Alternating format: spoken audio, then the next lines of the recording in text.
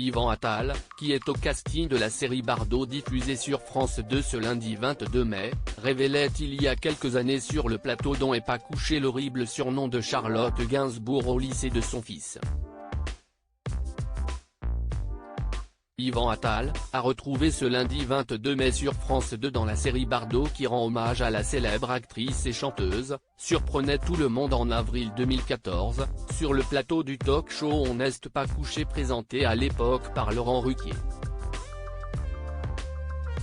Après avoir évoqué sa relation avec Charlotte Gainsbourg, avec qui il n'est toujours pas marié, l'acteur de 58 ans révélait en direct ce très surprenant et horrible surnom qui avait été donné à la mère de ses enfants, Ben, Alice et Joe, au lycée de leur fils. Les élèves appelaient l'actrice Oreo, en référence au célèbre gâteau américain composé de 2 cookies au chocolat noir fourrés d'une crème vanillée.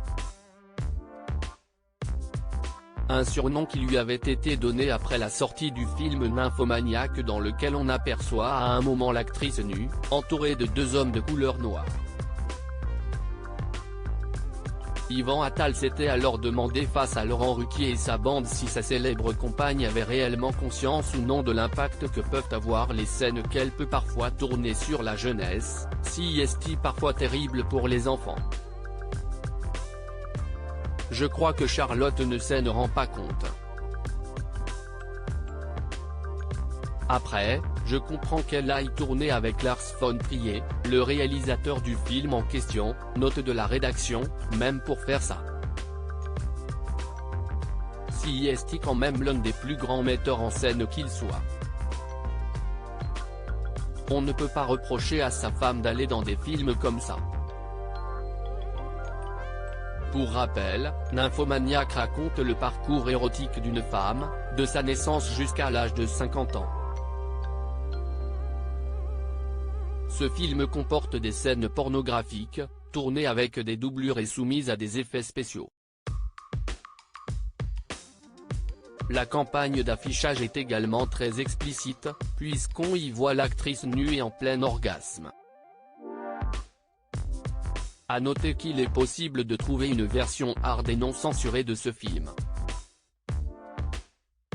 Je suis contente que cette version existe, si est celle voulue par Lars. Elle correspond au film que j'ai tourné, même si elle va sans doute choquer des gens car il y a des scènes vraiment hard. J'ai vraiment été frustré par la version en 2 parties sortie en salle car elle retirait beaucoup au personnage. Il y a un aspect très noir et autodestructeur de Joe qui avait disparu, surtout dans la 2e partie. Je suis très fier du résultat, a notamment déjà confié la fille de Jane Birkin à ce sujet.